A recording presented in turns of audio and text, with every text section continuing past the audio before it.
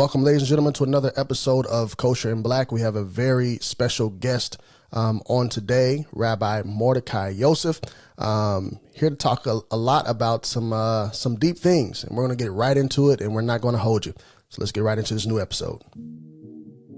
We've got some difficult days ahead. I just want to do God's will. I want you to know tonight that we as a people will get to the promised land. That if you stand with Hashem and you stand for what's right, you will march across the finish line. You will have victory. Welcome, ladies and gentlemen, again back to Kosher and Black. I am your host, Yirmeyahu Yosef. And as you can see next to me, we have a very special guest, Rabbi Mordechai Yosef. Before we get to our guest, I want to remind everybody, if you have listened to the show before, if you are a regular listener, please share this with somebody that you know, 5 people that you know. Share it on Facebook, Instagram, X, Twitter, whatever you have out there, share it on your social media so that everybody can get this, and it helps us greatly with the algorithm when you share this podcast everywhere. I do not want to hold anybody, and I know that Rabbi Mordechai Yosef's time is precious, so I want to jump right into this interview on today. I'm so excited. I haven't met Rabbi Mordechai Yosef officially with a handshake, but I do. I follow you consistently on Instagram, and it's definitely inspired by a lot of your posts. I'm glad you're able to make it on the show. I know your time is precious, and So, welcome to the show. Welcome, Yirmeyahu. And I want to say, it's an honor being on your show, and I've also seen your work. And I think your platform is very important, and it should grow and continue to have success. So I'm very honored to be here, and look forward to this discussion. Thank you. So let's get right into it. Tell us a little bit about your background, where you're from, where you studied. Who is Rabbi Mordechai Yosef? Great question. So Rabbi Mordechai Yosef is a soul that came into this world when my parents met each other, and I was born. And I was born actually in Springfield, Ohio, but I moved to Los Angeles when I was like 2 years old, and I pretty much grew up there my whole life. My parents grew up Christian, but when they got into college, they kind of like got into Islam, but more of a specific type, more like Sufism. They eventually got into. And so that's kind of like a spiritual, kind of like, mystical type of idea, a lot of meditation, a lot of stuff. My parents were really into, they're, kind of like ahead of their times. They're really into like therapy and like working on yourself and emotional intelligence and all these types of things. And so that's how we grew up. And my dad was in insurance business. My mom's an educator. She's a professor. And, we grew up in the pretty good environment. We grew up in the suburbs. I have 4 other siblings, and we grew up pretty good. And I was, we grew up in the Valley, San Fernando Valley. And the thing about it was that it was a lot of materialism where we grew up. A lot of people had a lot of financial success and these types of things. And it creates, a new set of questions, right? Meaning that like, okay, well, what's my goal in life? Because like, if I didn't have a lot and I saw that there are people who had a lot, I could assume that I would be happier if I had a lot, right? But when you have many of the material things that the world says you should have, or this is what you should have you should be successful, or you are successful by having these things, but you still feel this like sense of emptiness and a sense of lack. Like, what do you do? Like, do you have to make more money than your parents? You have to be more successful than anyone. Maybe that will fill it. Right. My high school, I went to Calabasas High School, and my senior year we had like the second highest drug rate in the state of California. Right? Wow. Yeah, interesting. And I think at the high school, right? High school. Wow. So I have friends that went to rehab. Like actually, a guy I grew up with, Rob Borden. He was in the group Lincoln Park. He was a drummer in Lincoln Park. But I remember him, going to rehab, this type of thing growing up. So it was like a thing, people I knew. It was a lot of drug use.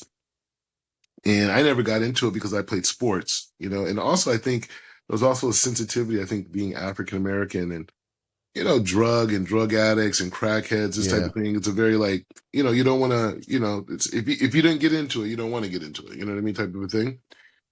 So that was kind of like the upbringing and, you know, just to like save time, not to go through every stage of it. But the big idea is to say that I grew up asking the question of what's more and what's next and what's the next level. And so at that time in my life, it was like, I just thought I had to become a billionaire or something, you know? And oh, wow.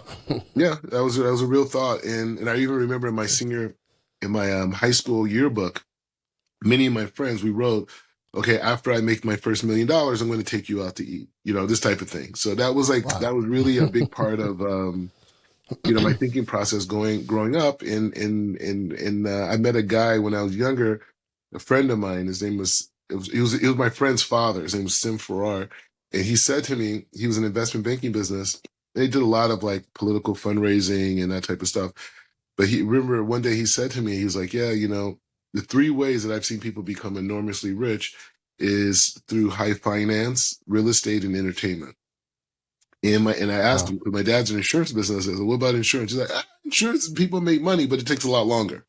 And then he says, and an enormous amounts of money that are made, you know, I mean, you get insurance policies, you know, so it's not the same type of money. And so when I was younger, I got into the entertainment business. A lot of the kids that I grew up with, you know, I grew up in Calabasas. Many people there were producers and actors. Tons of me. The Kardashians grew up out there. Ray J and Brandy were my neighbors. You know what I mean? These types of things. Oh, wow.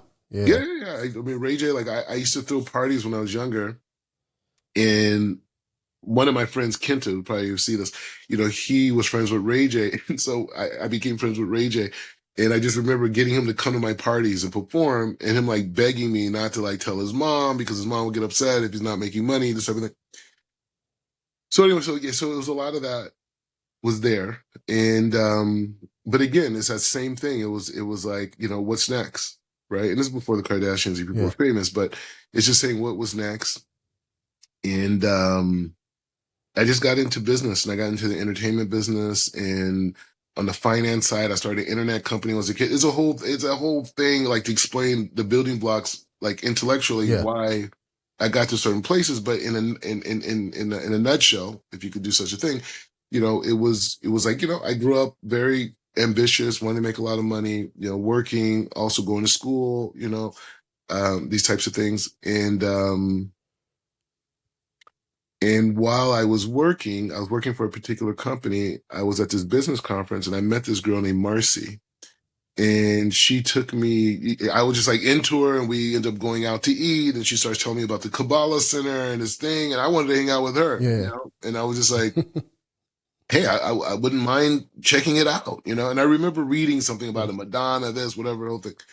So anyway, so she took me to an intro lecture at the Kabbalah Center, and the Kabbalah Center was formed by Rav Berg and Karen Berg in blessed memory. But the impetus, the beginning of the Kabbalah Center was with Rabbi Ashlag, the Baal Sulam, you know, who wrote the major commentaries on the Zohar and these type of things. So he started the Kabbalah Center here in Israel, and then Rav Brandwein, who was his student, kind of not necessarily continued it on, but the thought per se, and then his student Rav Berg was the one that Rob Brandwein told to go out and start the Kabbalah Center or whatever. So I ended up going there, and I just remember going to that first intro lecture and be like, whoa, like I felt like I waited my whole life to hear some of these ideas, you know, because, you know, my family, you know, my parents were, like I said, were very into like emotional development and working on yourself and these type of things, but it really didn't have so much to do with anything religion or spiritual. It was like psychotherapy, you know what I mean? That they were into that. Gotcha. And then the religion component was on the other side, you know what I mean? And so when I went to the Kabbalah Center, it was the first time I saw like this idea of working on yourself and spirituality and emotional development and an all-inclusive system was there, and it really affected me, you know, in a deep way. So I was there at the Kabbalah Center, I think from like 2003 to like 2009 and 2008, 9-ish. And it was a huge experience. It was a game changer. and I studied. I mean, I came to Israel with the Kabbalah Center, I think in 2004, which was also a life-changing experience.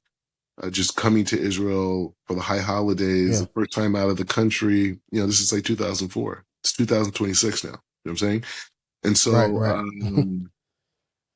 and so anyway, so that was that experience, and it was just a huge game changer. I did my first mikvah here in Israel. I wasn't even Jewish at the Wow. time. Yeah, I wasn't halakhically Jewish, and it was the first mikvah I ever did was at the Arizal, Rabbi Isaac Luria's mikvah in Sfat, right? So it was like really powerful experiences that I had. And while I was at the Kabbalah Center, I had other friends that I was there with for years, because I started in 2003 and 2007, 2008. I mean, I've grown up with people. These are like my 20s are there, Yeah. right? And so a lot of my friends started to become religious with Isha Torah, which is an organization. And one of my friends, this guy Yosef, was like, "Hey, you should come. You should come." Like, bro, I'm with the, I did not. The thought of being Jewish wasn't like such a concept at the time. You know what I'm saying? Right. And anyway, so he started to ask me to come out to these events, these things, whatever, to hang out. And I eventually came to a lecture, and I was blown away because they were teaching very similar ideas. It was like a lot of Kabbalah, a lot of working on yourself, a lot of these types of things. And I was affected by that. And it was like mainstream Judaism. And a lot of people there were my age, right? All young working professionals, trying to figure out God, figure out life. And yeah. And I became friends, and I started getting invited to Shabbat meals and lunches and this. I didn't even know these things existed, in a lot of ways. And it just was a whole new world. And I was like around like 2009-ish, 10-ish. And I just decided that, and I met other people who converted and other things, other African-Americans who went through conversion processes and these types of things. Mm-hmm.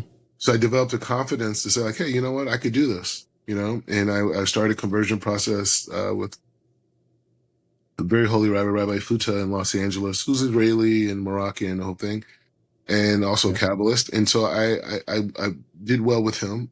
And, but also just very much I became immersed in the whole community, the Pico Robertson community in general, which is a place in LA. I ended up moving there, whatever. Yeah, beautiful community. Yes.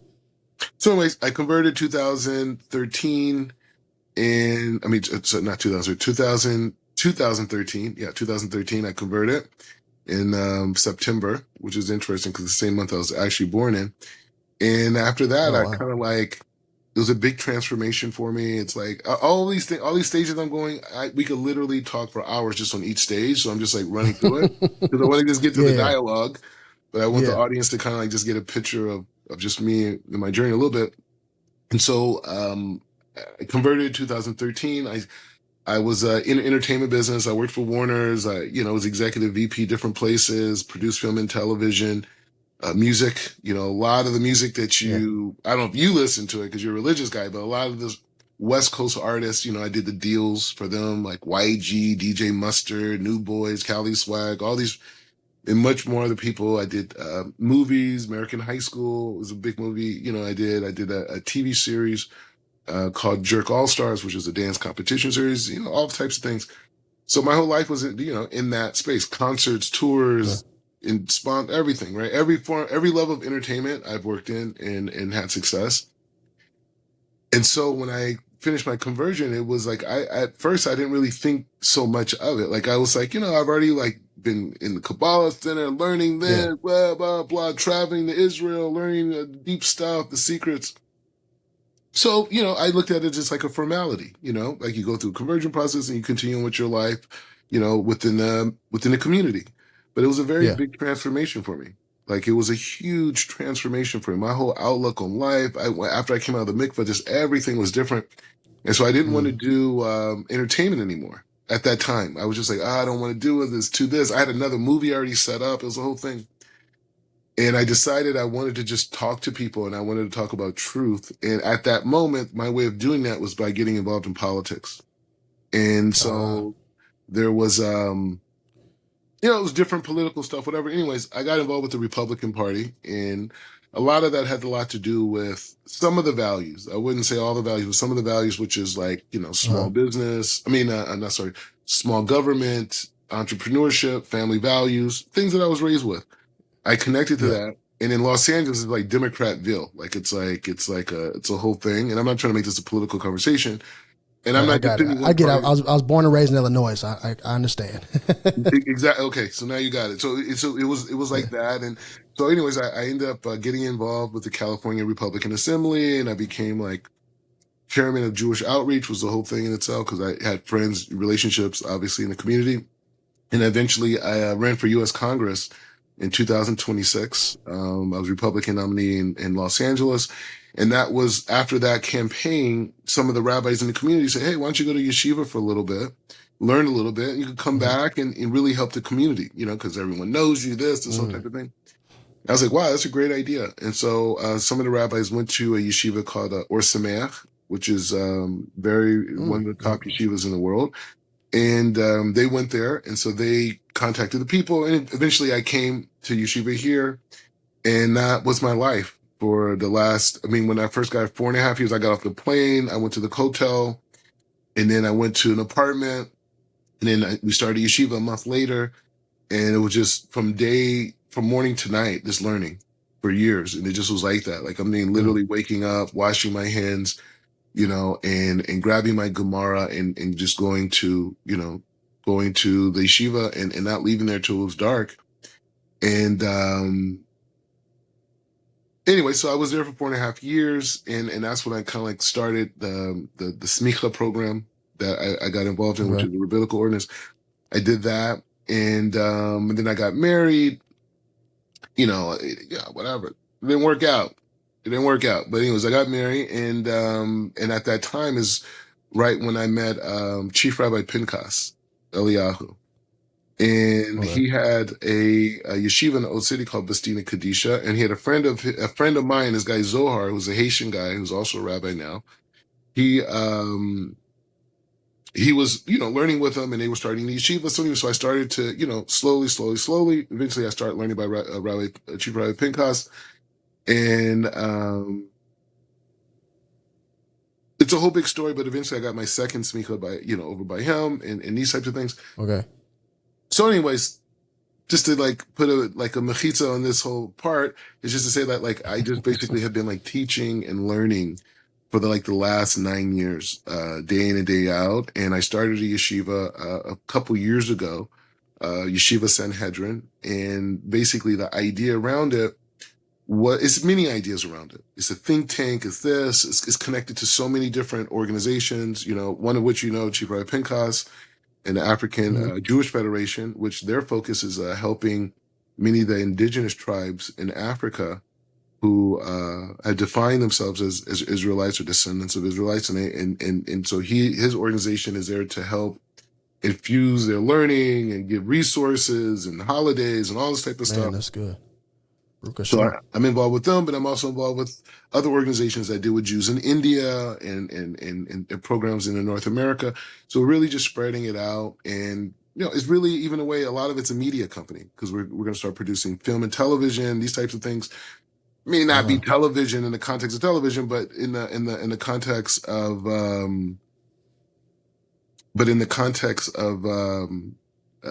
format. Right, like series and movies, that type of thing. So anyway, so that's where we're at now. We just moved to the Old City. Before we were in Nakalot, which is another city in central Jerusalem, but now we're in the Old City. And before we go, maybe I'll go outside. You guys see the view. But this is where we're at now, and we're going to be doing events and a lot of teaching. But I have students. Most of my students are in America, and most of my students are African American, and they're in America. Okay. And so that's also a big conversation too. Is a lot of African Americans have 150-year history of defining themselves as descendants of Israelites, and it's expressed itself in many different ways in American society. So it's also one of the issues that I'm very close to, and have made efforts to elevate the conversation and these types of things. Gotcha. Great. That's great. You talk about most of that last part. You said a lot of things. You had an amazing life so far.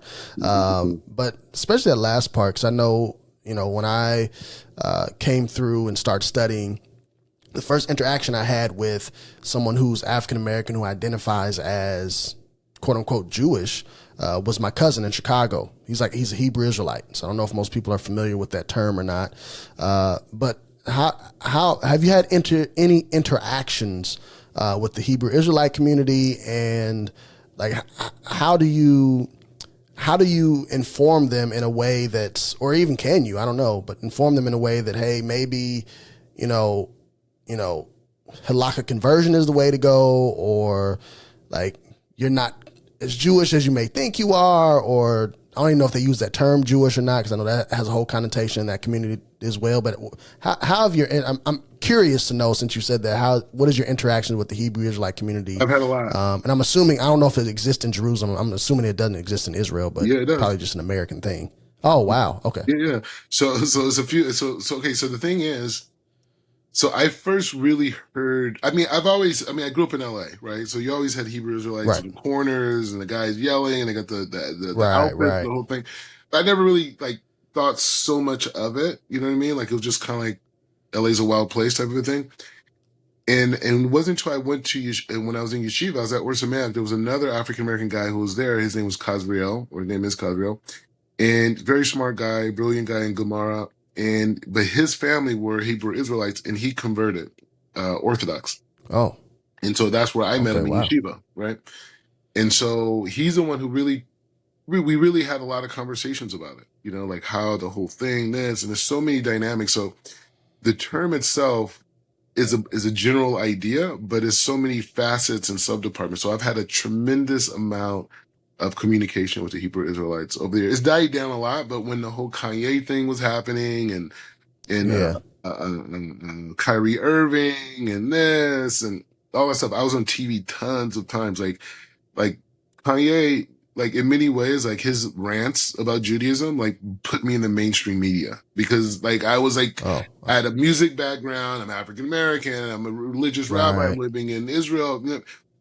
But it was Kanye's craziness that put me on the I-24 news and the mainstream, all this type of stuff. So, yeah, whatever. Maybe it's not for the best things, but that. And then Dave Chappelle said things. So I was just like banging the media. And so out of that came a lot of podcasts. So like Captain Tazariak, I don't know if you know who he is. He's a very big person in the movie. All these guys, I've been on all the podcasts. Zion Lex, I don't know if you know who he is. Yeah, I know Zion Lex. Yeah, so I think he identifies as an Israelite. And many of these other guys, I've been on tons of conversations, and there's so many different, and even people who like are completely different, like, Rabbi Fournier, right? Who is a conservative rabbi, but he is the head of the Israelite Board of Rabbis, which is existed in Chicago. In Chicago, right? And they've existed for, I think they just did their 90th year anniversary, right? And they're conservative Jews. Right. So you have, it's a whole big, and they are coming off of another organization that existed before them.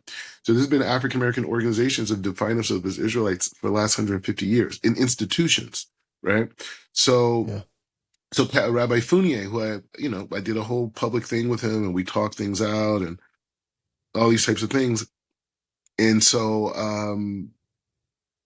so I've had conversations with every aspect of that community. People who are very radical, who you see saying the worst things in the streets, all the way to people like Rabbi Fournier, who, learns Rambam, and, that's just how they understand, the world. Like I said, I think he's conservative from what I understand, at least his congregation is. And so, there's differences, with me being an Orthodox Jew, but it's just saying that all the different aspects of that community I've had conversations with. Wow, that's incredible. That's incredible. Yeah, I've always just wondered that. So because I know I always wondered where the disconnect came from, because I read the book, the Black Jews in Harlem. I don't know if you ever read that book or not.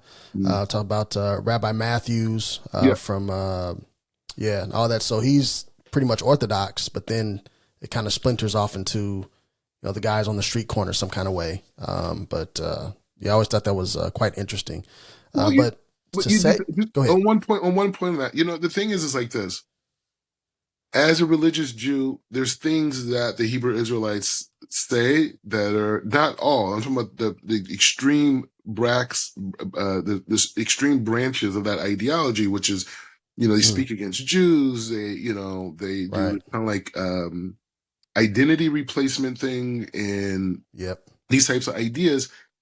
But that doesn't take away, there's still positivity, meaning that their effort is to try to reform their community, right? They do want to improve their community. Now, do they have all the tools to do it? No, they don't have all the tools, right? Number one, in order to fully connect to God's wisdom, you have to be properly circumcised, right? So if you went to the hospital and you received a circumcision there for health reasons, that is not fulfilling the mitzvah of Abraham or the mitzvah on Mount Sinai. It's not the covenant. So your connection to Hashem is not even, you're not in the covenant, right? Just like a kid who's born Jewish, right? You may be born Jewish, but he has to have a bris milah, right? To enter the covenant, right? So that's one point. They don't want to acknowledge that point. Second point is that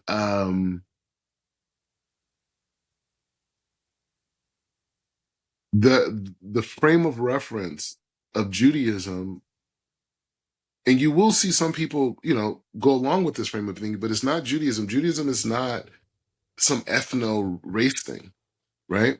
Right. Jews, Israelites are a specific soul that comes into this world, into a body to fulfill the precepts of the Torah. And that soul is designed in the heavens to have such a desire to want to fulfill the mitzvahs of the Torah, to the point that a person can be born from even a family that's not Israel and still have this desire inside of them and find their way to the Torah and the halakha, right? So when they want to make things about race and ethnicity and skin tone and all this other stuff, it's like, bro, what are you guys talking about? Like, what are you talking about? This is the world of neshama. Your oppressor, the people that you talk about in North America who've oppressed African Americans, they created this ideology of race and class and a separation of skin tone. They created it, and now you want to use that mechanism to understand God and His Torah? It's insane, right? You can't use ethnicity to get to God if the people, a group of uncircumcised men, created the concept. They created the concept of race. They created the concept of ethnicity, right? They created that. The whole concept that there's a white person and a black person, that is the construct of Aesop. That is that concept of us. And even though I wrote a book, My the Black Jew, right? Even merchandise, this whole thing. But the thing is, what I come to the conclusion on, I would say conclusion, my evolving process is to say that if I want to talk about Torah and I want to say, oh, well, I'm a black Jew, or, you're an Ashkenazi Jew, or you're a Sephardic Jew, or you're a Mizrahi Jew. All those terms before Jew are Goyish. Those are Goyish names that people took on in Chutz La'aretz. And now they come to Eretz Israel, and I'm seeing this because I live here. You come to Eretz Israel, and people are separate from each other, and they're divided. Why? Because I see this other person as the other. I see another Jew as, oh, this is a Sephardic Jew, and I'm an Ashkenazi Jew, or this person is Yemenite, and I'm that, or I wear my kippah this way, and you wear your kippah this way, or my grandfather said Hajapin, and you say Hagefen. All these different things, and because so that's a microcosm of America, right? Because you have an entire country that wakes up every day and sees their neighbor as the other. Right? They see the neighbors, oh, this person's black. This person's, even within blackness, you got light-skinned, you got this, you got these things. Who created a concept that I, as a human being, which I'm a soul that came into this world for correction. Somebody else comes to me and says, no, that's not why you came into this world. You are black. This is the narrative of your ancestors. This is who you are. Who's telling me that? Who's telling me who I am? The same people who enslaved my ancestors. They now have the ability to tell me who I am. They have ability to. You can't define me. I'm a Jew. You can't define me, right? And so you can't define me. I'm a Jew, bro. You know what I mean? You can't. All your 70 nations theology. I'm not interested. I'm interested in what Hashem has to say about who I am. And then they go to other people and say, hey, you're white. And you're white. This is your history. This is who you are. And this is your place in society. And we both believe it. And we're interacting with each other on this false premise of things that don't exist. We are only souls. We have different skin tones because of the equator. That's it. Wherever your ancestry was as it relates to the equator determines your skin tone. But in Western society, oh, you're black and I'm white. But what is it? What are they trying to say? What they're saying is that there's a third party that determines how we perceive reality in ourselves. And we accept that by saying I'm black, by saying I'm white, right? And you could go further. I'm an American. I'm Hispanic. I'm Asian. I'm Russian. Who created these terms? Where does it say in the Torah? Yeah. Yes, there's nations, but all the nations are mixed. Anyway, so go ahead. But that's right. my take on that. No, that's good. Actually, I'm gonna hold off on my next question because you said something, and my wife actually asked me this morning. It's like, well, when you get the rabbi on there, please ask him this question. And she said, well, never mind, don't ask him. But now, since you brought it up, I have to ask you now. So her question is, when does the conversation? So she's struggling with. So she's Haitian. She's a first generation American Haitian. Her parents born and raised in Haiti. For long story short, for political asylum, they ended up in Montreal. Then they ended up in the Boston area. And then when we went through our Gerut process afterwards, she's kind of like, okay, well, now who am I? Am I Haitian? Am I Jewish? Am I black? Like, I guess her question is, when does the conversation of black and Jewish stop and me just being Jewish begin? Yeah. So that's the issue right there, is that we live in a society that does not acknowledge that we have a soul. Right? They don't acknowledge that we have a soul. It's not in any of the schools, the curriculum even though the Torah tells us in the beginning of Bereshit that Hashem blew a ruach into the nostrils of Adam and he became a living creature, right? Nefesh chaya, right? That he became a living. So this living creature is only a byproduct of the soul, right? So when a person comes and they connect to Judaism, someone like myself, right? My parents did not hold by the precepts of Judaism, but nevertheless, my soul still had an affinity for that path, right? Right. And so the idea is to say that, well, you know what? When a person comes into Torah and comes to Judaism, it's their soul, whether they're Baal Tshuva, whether they're FFB, whatever it is. When they come in, it's their soul. So what our job is to get connected to our inner self, our soul, because the Torah even says it's not only that we have a soul, within the soul, we have unique lights. They refer to them as parsufim, right? We have unique lights within our soul. That's who we really are. Not just the Jewish people, all of humanity. That's who we really are. We are neshamot that have lights that we're supposed to reveal into this world. Each one of us has a special set of lights that we're supposed to meet in this world. Now, the gift of being a Jew is that we have the spiritual technology to leverage that light to the world. Meaning we have Rosh Hashanah where we're praying for all of humanity. We have Shabbat every week where we're bringing down the light force of God into this, to the world. We have brachot, we have Torah learning, we have halakha. Every mitzvah that we do brings a light for all of humanity. So the soul of the Jew has a specific set of lights that have an affinity with the precepts of the Torah, therefore making us, in a way, responsible for the distribution of God's light in this reality. Yeah. Right? And so that's the relationship that we're seeing. So I would say that the gift, for me, I would say one of the gifts of being African-American is the fact, because, a lot of times, people like say, sometimes I get in these debates and they will say like, oh, well, your ancestors were slaves and, you don't really know where you come from. You don't know your history, this and blah, blah, blah, blah, blah. And it's like, you know what? That's true. But guess what? Same thing goes for you too. It's just that your colonization process happened longer. You just been colonized for 500, 600. People got conquered and took over. You couldn't even tell me who your ancestry really was. I mean, the history book that they gave you in college, you could tell me that, but you can't tell me, right? So it's your thing. So the gift for me being African-American is the fact that I could let all that go. It's just like, okay, hey, they want to create Negro, African-American, Black, this, whatever term they want to create, and they want me to abide by it. Then they want to create an intellectual class system around this definition, and they want me to abide by that too. I reject it. I reject your way of thinking, not you. I reject the way of thinking of the world. I reject their sentiments. I reject their description of who I am, because none of it is healthy. It's not healthy to call people white or call them black. You take God's creation and you divide it and make it ungodly. Mm. You make it ungodly. Once you say you're black and I'm white, or you're Hispanic, now you created a whole nother matrix away from the human being. So I would say that the whole opportunity is to become connected to your soul. And the way that we come connected to our soul is through the Torah, is through the mitzvot. And we need to define ourselves based off of the unique lights. We need to learn about these unique lights, the time, the year we were born, the different experiences, our families, all these things are telling us about the lights that we have to reveal internally.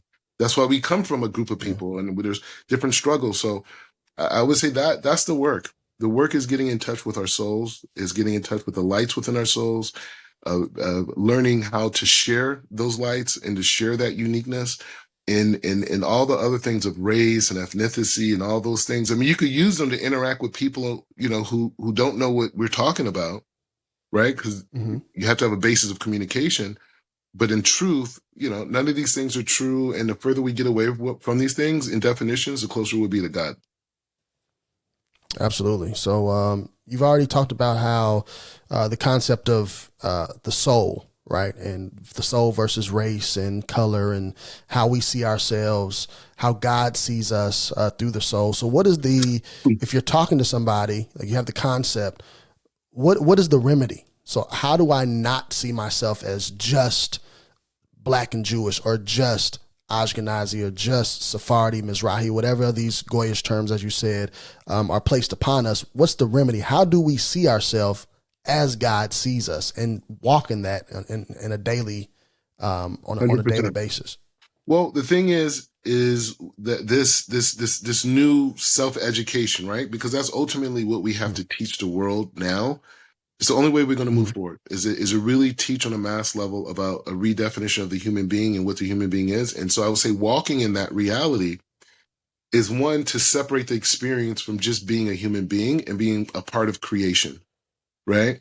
Meaning that the unique light that's inside of me also exists inside of the trees, also exists inside of the rocks, also exists inside of the animals and all the other human beings. We all have unique lights at different levels, right? Mankind being at the highest level. Within mankind, the people who keep the Torah are at the highest level of that, right?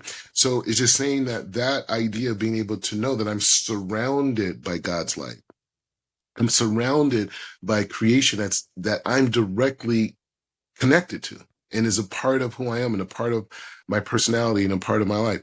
So one, being a part of creation, seeing creation as being a unified idea, right?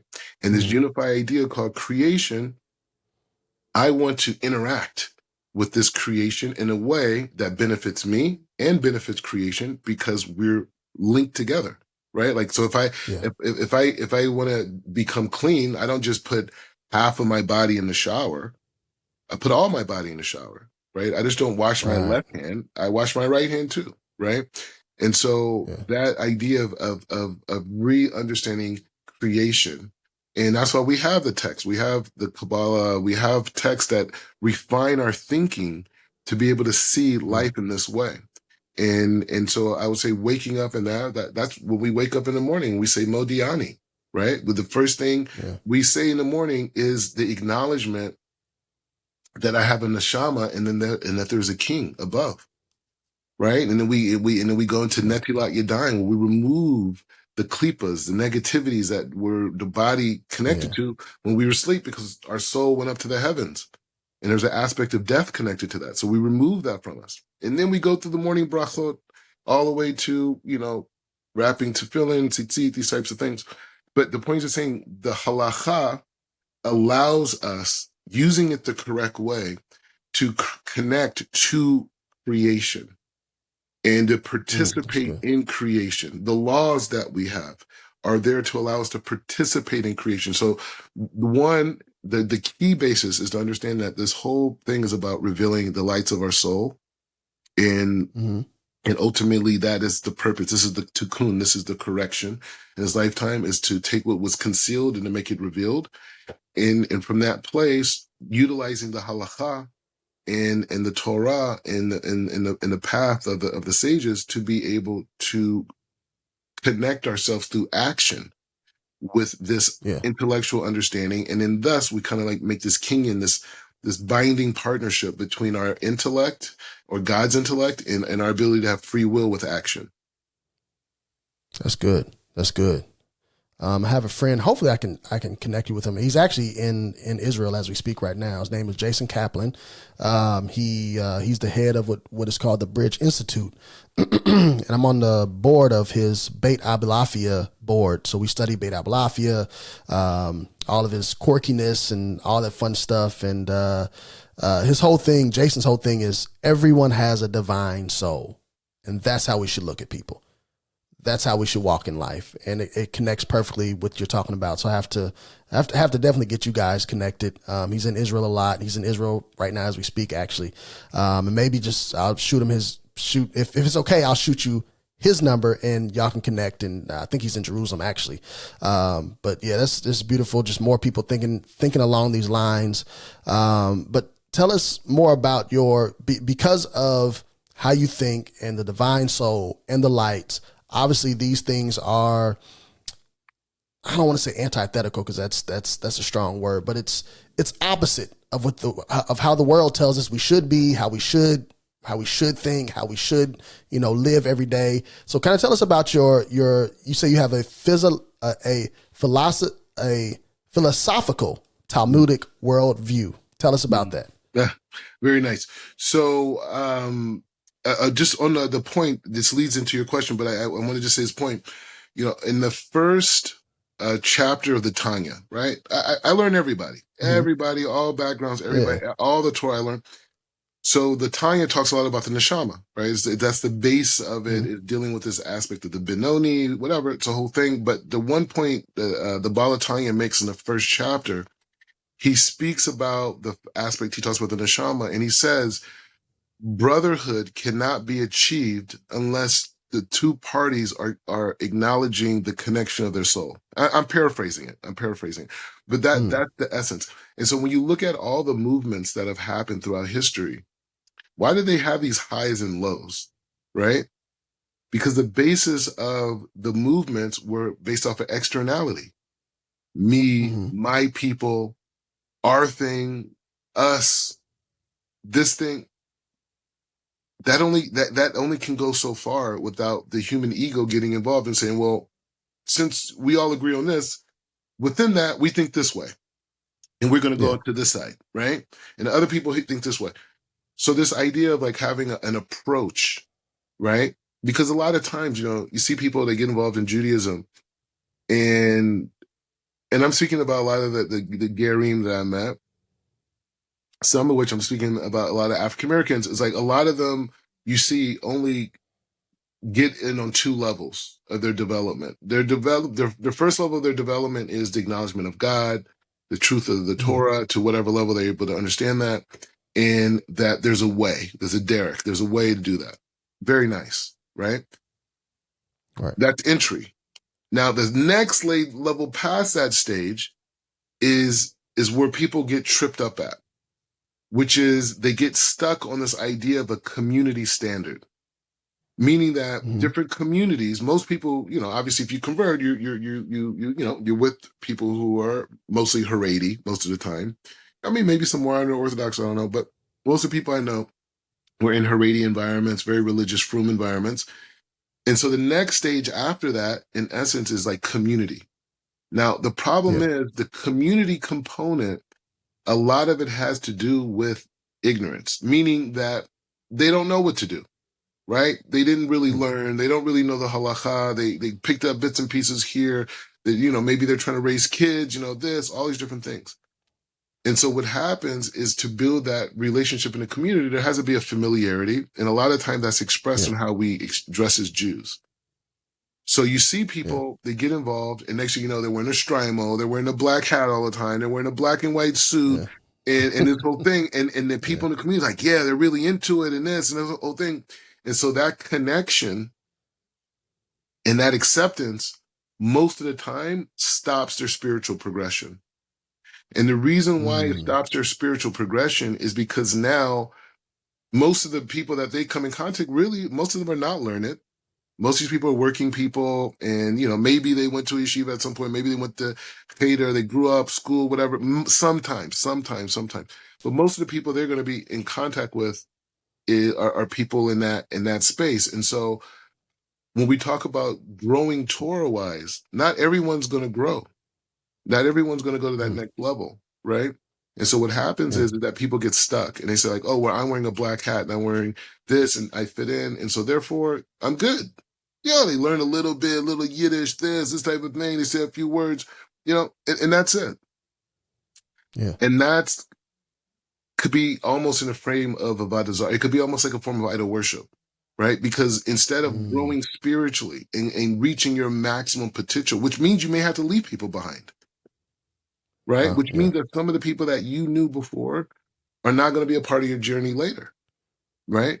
Because your ideas are going to evolve, the way you see things are going to evolve, their energy is going to change. And so, but that's the mission, right? The mission is seeing how far can you go spiritually? How far can you grow, right? And in terms of an approach to that is it's like people say hashkafa, right? They say like an outlook. What's your outlook? What's your hashkafa? Yeah. But hashkafa is not just my outlook, right? It's my outlook determines how I function in the world. And when people don't put Torah first, I think what helped me is that I went to yeshiva a little bit after I converted. You know what I'm saying? Because then yeshiva is all about that. It's all about going very far, about being as refined as possible and these types of things. Like, you know, this is what yeshiva is there for, right? And so for me, that was a very safe environment. And even the communities that I came to in Israel, like I was living in Meah Shearim, you know, for 4.5 years, you know, Meah Shearim, Base Israel. These are like very, very yeshivish religious places, and everyone there is far gone, right? The outer side of Jerusalem, like, oh, these people are extremists. Like that's how far gone. So I had a safe space. So I'm not trying to put people down, right? I was very lucky to be in certain environments. However, now that I went through that process and I gained knowledge, I could come back and say, hey, you know what? Focus on your spiritual development. Find people who are like-minded, right? Like-minded like you in this particular way, right? And then from there, you know, build things out, right? And so because you just don't want to be one of these guys who just, you know, wears the outfits and they don't even know why they're wearing it. And truthfully, the outfits have nothing to do with them culturally. They didn't, you know what I mean? It's just something people are doing in the community and they start doing it. And many of them, and many of the African-Americans, I would just say, like, who became very religious, they went so far into the community thing that they can't even talk to people from the communities that they come from. Wow. They can't even do it, right? And it's just like, okay, wow, okay, great. You guys are doing, you know, everyone wants to be a rapper now, right? Everyone wants to be a rapper. Everyone's doing a rap thing. But why can't you go and give that positive music to the community you came from? Why can't you go and build with them and show them this idea of love and hesed, this thing? What is this about bar mitzvah money?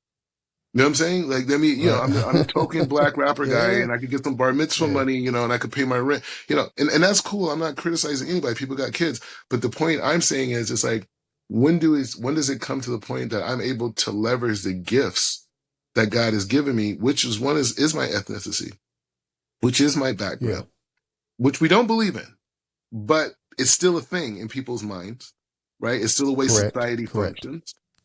Right? Correct. And so why can I leverage that to bring more shalom?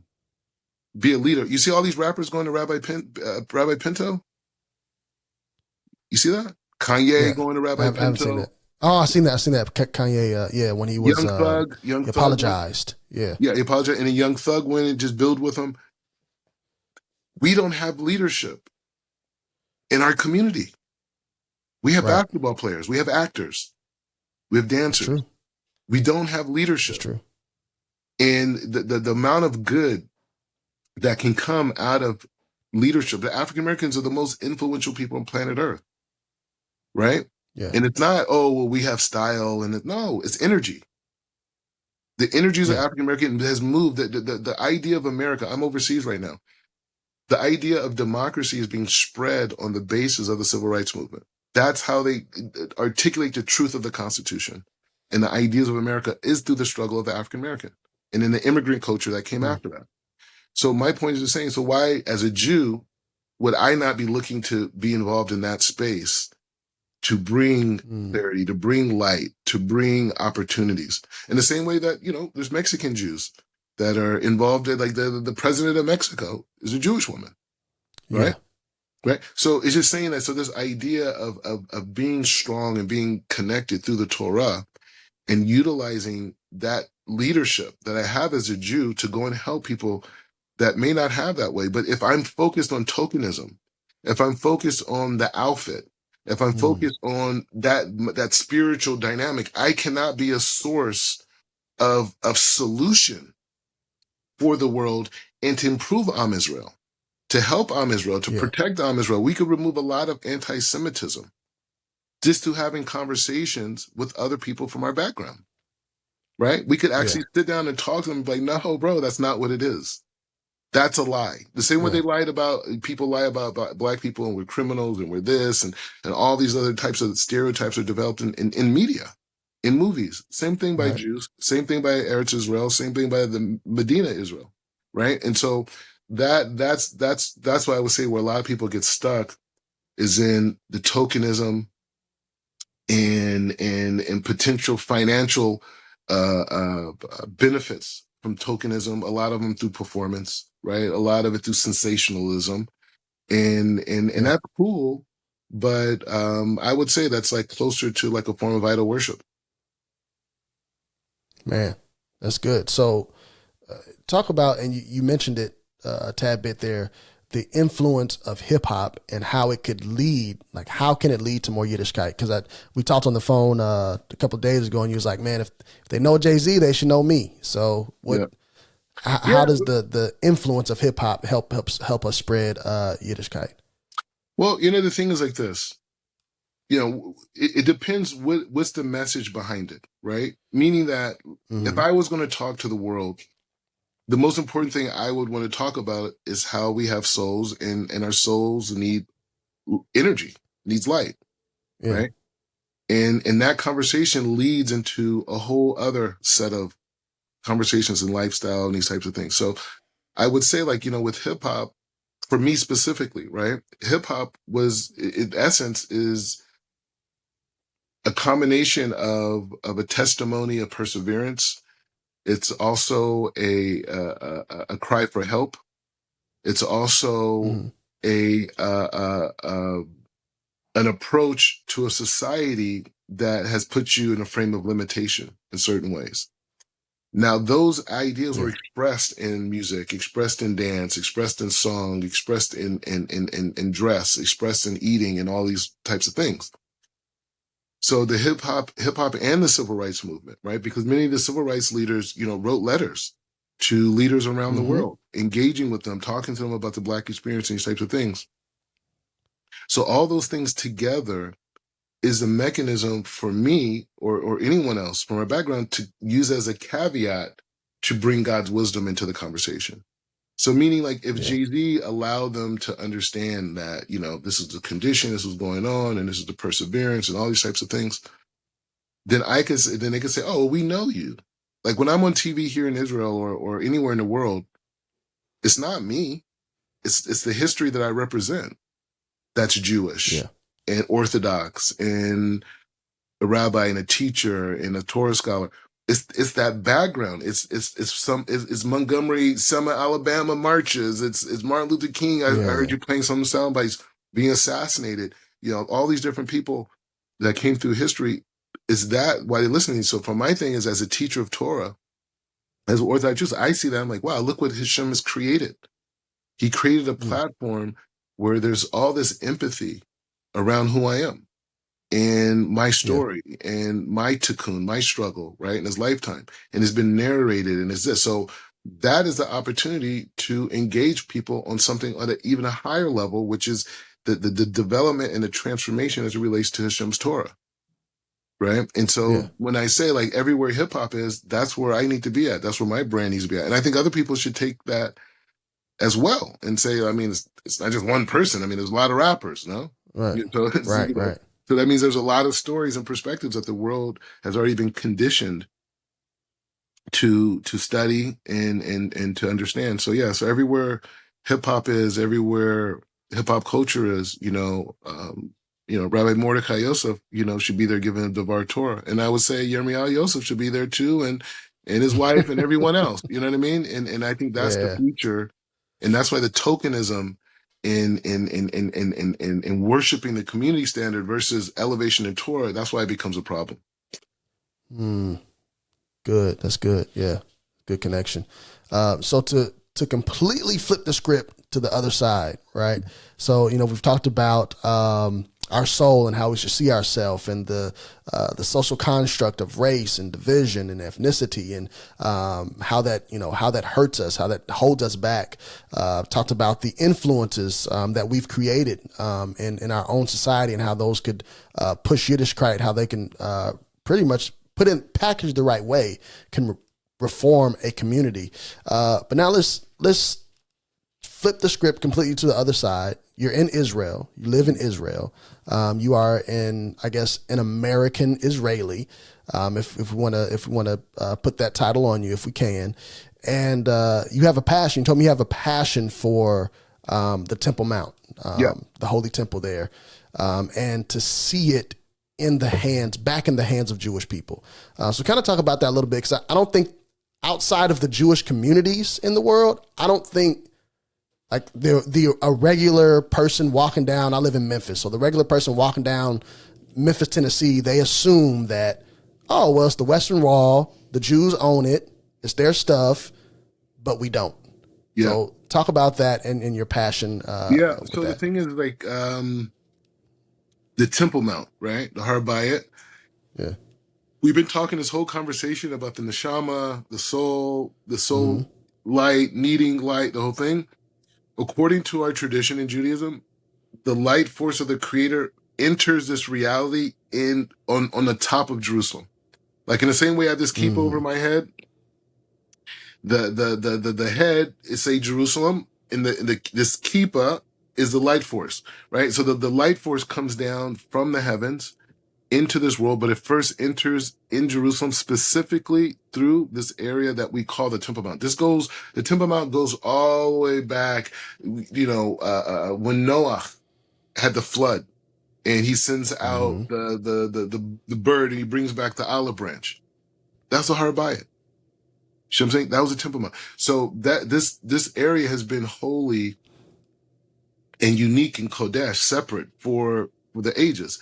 It wasn't until David Melech purchased the land and Shlomo Melech, they built a epicenter. They built a massive satellite dish almost, which we call the Beis HaMikdash, the temple itself. And that system, with the work of the Kohanim and the Levim in Israel, that work was used to transmit the light from the heavens and properly distribute it to the four corners of the world. That's what the whole thing is. Now, the Zohar goes even further and says, it talks about this idea of like when a person dies, if they lived a wicked life, they won't be allowed into the different levels of heaven, right? They'll be stuck out, the doors will be closed. But the people who are righteous go to different levels of heaven depending on, where they're holding at. Now, the highest level of Shemaim, they said, is like there's a huge mountain in the heavens. You can imagine something in the heavens as a huge mountain, and all the righteous souls in the heavens all dwell on this mountain. And once a year, there's an inner chamber inside of this mountain where the holy souls go into, and they have a face-to-face encounter with Hashem. Now, why is that significant? That's significant because that was the vision that Shlomo Melech had in terms of building the Beis HaMikdash. They were building something physical that resembled something that existed in the heavens. And even the work on Yom Kippur, when the Kohen Gadol goes into the Holy of Holies, that is in lieu of the same experience that's happening in the heavens. So everything that you see we do here in the physical world is only reflective of what's going on in the heavens. And so why is that significant? So Yom Kippur, you could just look at it and say, oh, well, you know what? It's a day of judgment, and we're forgiven of our sins.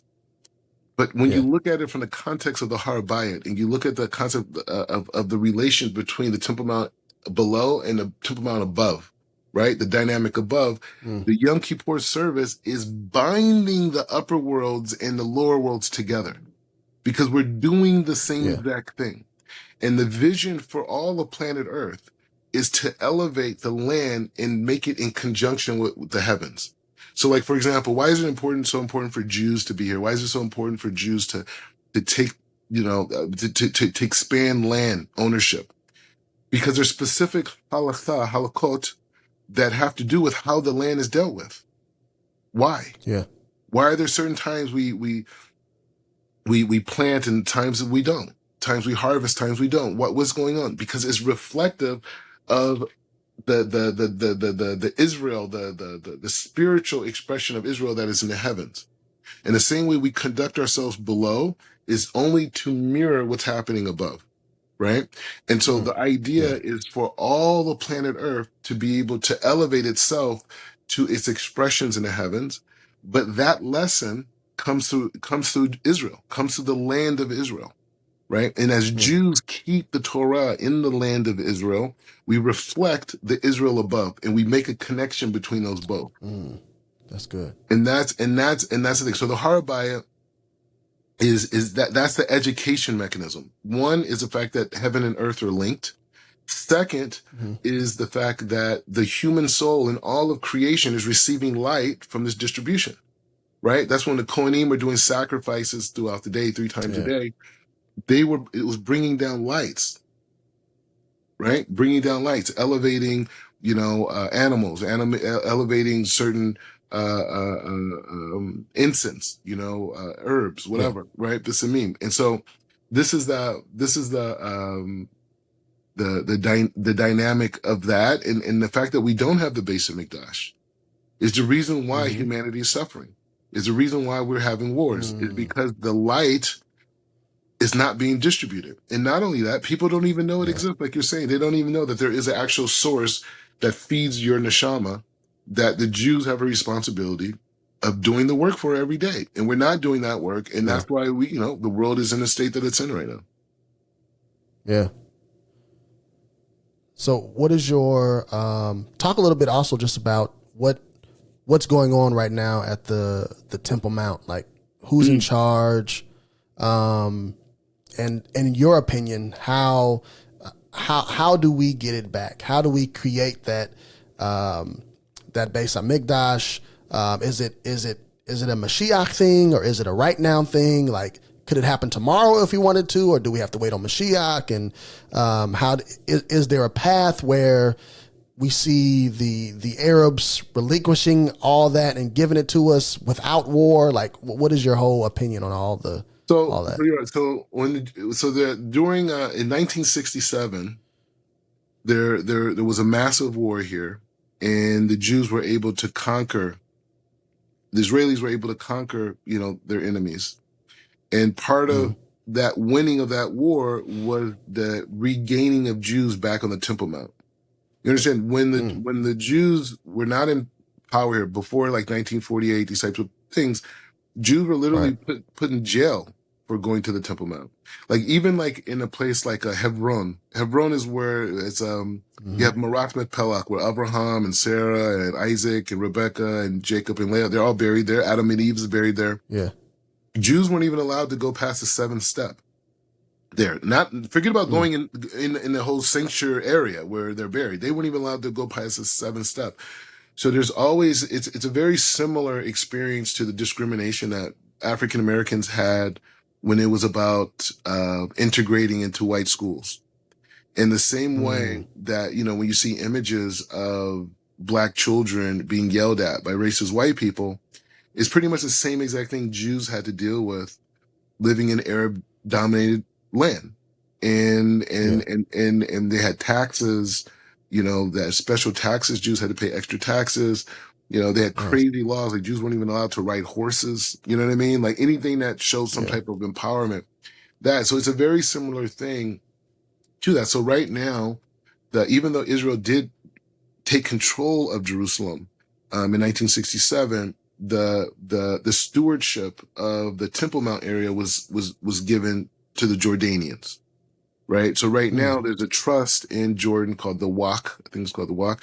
They pretty much manage, they're like the religious police per se, even though the IDF is in control, the military is in control of the physical area, but in terms of the sanctuaries, meaning they have a mosque that they built up there and these different things, they're in charge of that. Now, the push now, since Israel has very good leadership, and the head of security, Itamar Ben Gvir, he is a visionary, and he has, along with many other people, the head of finance, Smotrich, different tremendous people, have really gave this vision and this ability for Jews to go to the Temple Mount in certain areas at certain times with massive security. I'm talking it's like a military operation every time we do it. And we're able to go up there and pray. No, I'm not kidding. It's really a military operation, like literally. And so because not, we would be probably maybe murdered for going there. You know what I'm saying? Wow. It's like real. This is real, right? And so he's instituted these visionary frames that have allowed us to like this year, Yom Kippur, we did Yom Kippur on the Temple Mount, right? I don't know how many thousands of years ago that's happened. And it was like, 200 and some people up there. You know what I'm saying? So these types of things are happening, right? In real time, and they're humongous. And so that's happening. Now, what we want to see at this point is equality on the Temple Mount. We want Jews, Christians, and Jews to have equal access all day, right? And to be able to observe, in the ways that they understand without, that control, right? That is being enforced by the WAC. So right now, the point is not,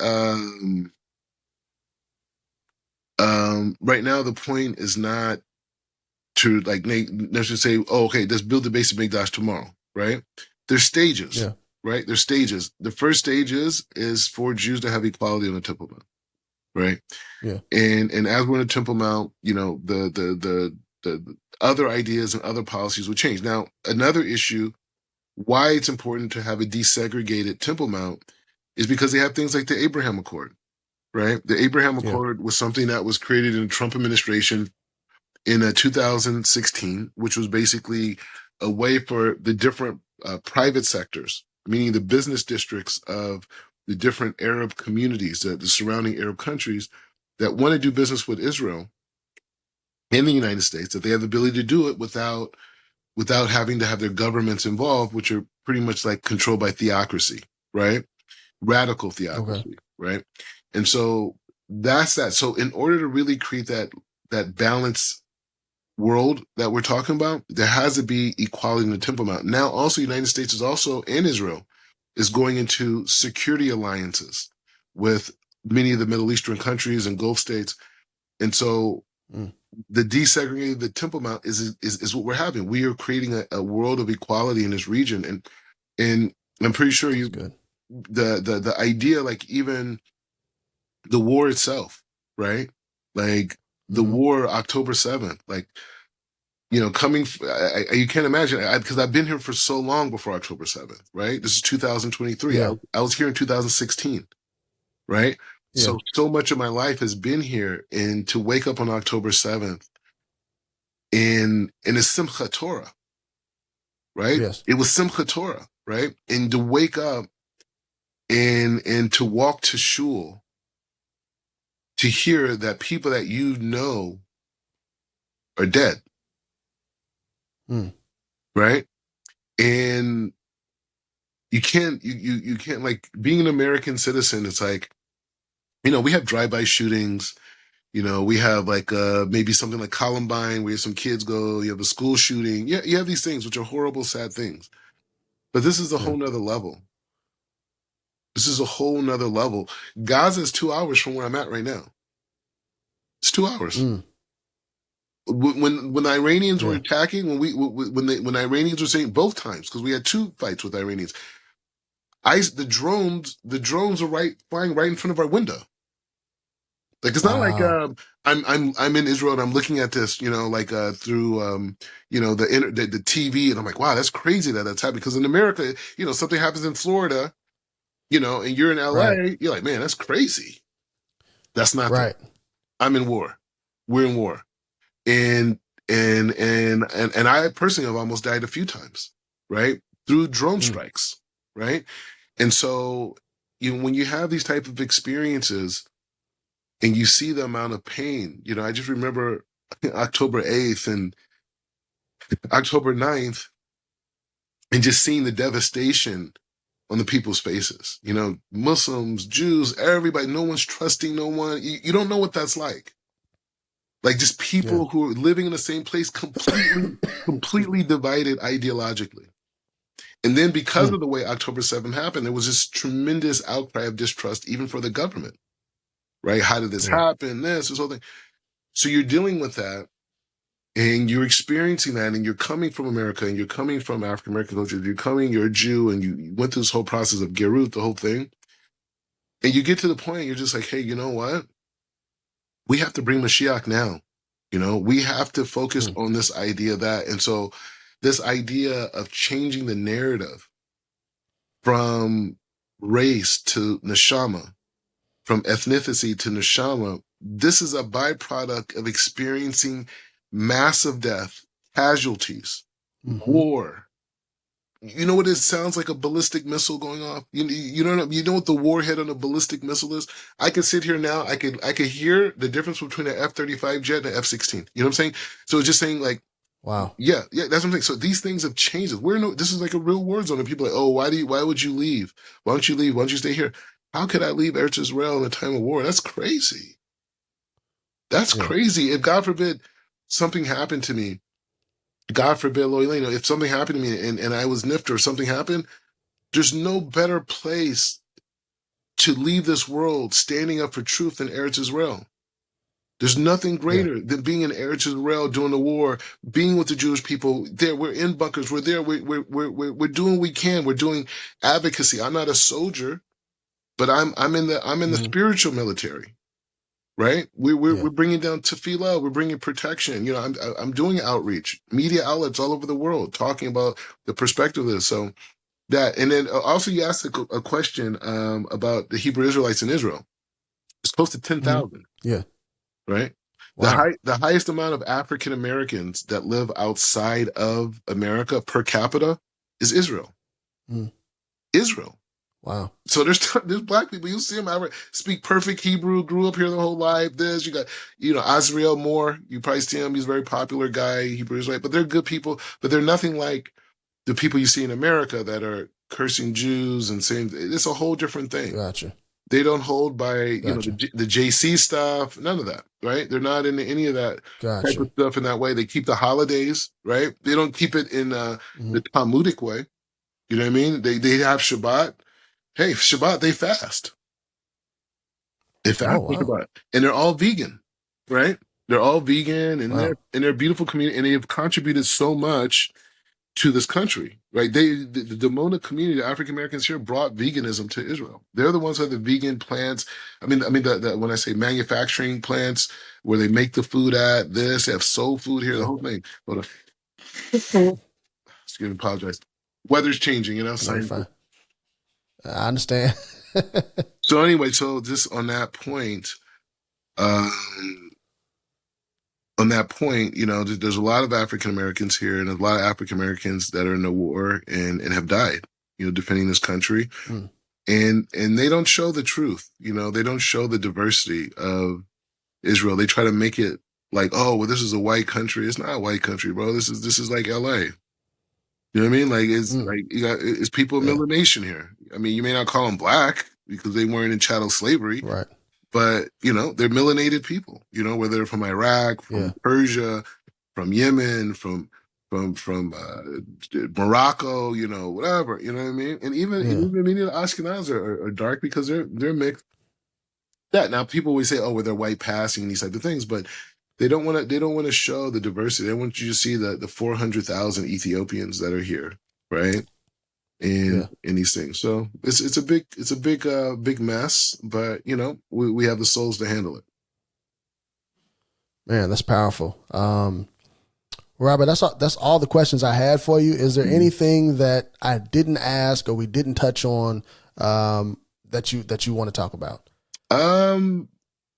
No, I just think that because the podcast you have is Black and Jewish, I'm assuming a lot of African Americans are going to watch this, or even African American Jews, whatever. But I would just say that let's utilize our cultural experiences and the sensationalism around our ethnicity and us as people, and to utilize that to elevate the conversations around the world to Torah and God, and to not fall into this trap of just wanting to be accepted and that's going to happen. If you're a Torah person, God accepts you and his creation is going to accept you. Yeah. Right. And the people who are not on that path are not going to accept you. And the people who are on that path are going to embrace you. And that's just life in general. Right. Good basketball players are friends with good basketball players. You know what I mean? Same thing spiritually, right? So I would just say we all have a responsibility to go back to the communities we have a very big affinity to, and communities all over the world. Like we talked about hip hop, right? Anywhere hip hop is in the world. But we have to transform ourselves from seeing ourselves as entertainment to being teachers, to being soul elevators, right? And to be able to use the charisma and all these gifts and talents that are culturally innate to us to lift up the world and to see our mission as to serving Am Israel, to be a viable, strong member of Am Israel, but to see it in the context of the impact that we can make out in the world, because there's a lot of anti-Semitism. There's a lot of hate against Israel that just because of my background, I have the ability to diminish this through conversation. Yeah, that's good. That's good. Well, thank you again, Rabbi Mordechai Yosef, for joining Kosher and Black. Tell the audience where they can, I know you wrote a book. You have a social media presence as well. So tell the audience about your book and where they can find you on social media. And then afterwards, shoot me on WhatsApp, shoot me all the links, and I'll put it in the podcast show notes as well. Perfect. So again, I wanted to thank you, for having me on this show. This is really great work you're doing. This is a great historical conversation that we're having. And people in the future are going to see this conversation, because they're going to be doing research and all the things that are going on now. And so this is happening. And, so I wrote a book, Meah the Black Jew, which is kind of like a weird thing to say after I just went into this whole ethnicity thing.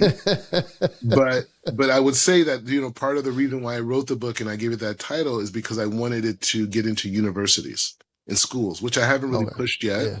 And they deal with everything on race. And so there was actually a historian, Dr. Henry Abramson, who's a dean at Torah College. Years ago with Nassim Black, we did this whole thing, Black and Jewish, whatever, or the history of Black and Jews, or Jews, or whatever, something like this. It's online. You can find it. Yeah. But after that, I realized that, he told me, he says, in all of his research, he couldn't find anything in academia that talked about African-American religious Jews.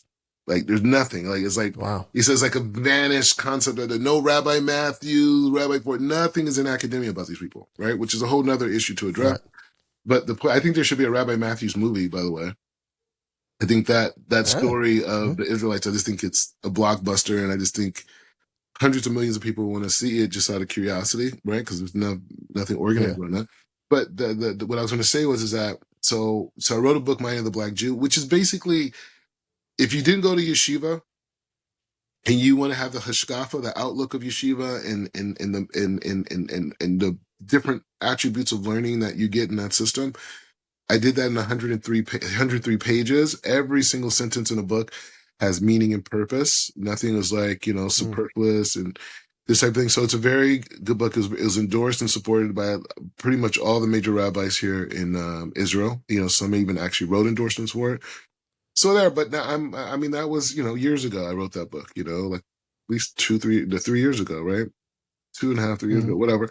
But that happened then. And I have wrote a couple books since then, but the main focus now is the book that I'm doing now, which is, I'm not going to say the title, but it's really a connection. It shows the connection between the Temple Mount, the human soul, tefillah, and prophecy. Because the Rambam said that every Jew has the ability to achieve prophecy, right? All of us. And it comes down in last week's Parsha with Yaakov getting Nevuah during nighttime through his sleep, right? Yeah. So anyways, it's a whole nother conversation on the weekly Torah portion. We can always do stuff like that too if you want. And so whatever. So yeah, so that's the thing. Social media, Rabbi Mordechai Yosef ben Abraham, Facebook, Instagram, YouTube, everything. My yeshiva is Yeshiva Sanhedrin.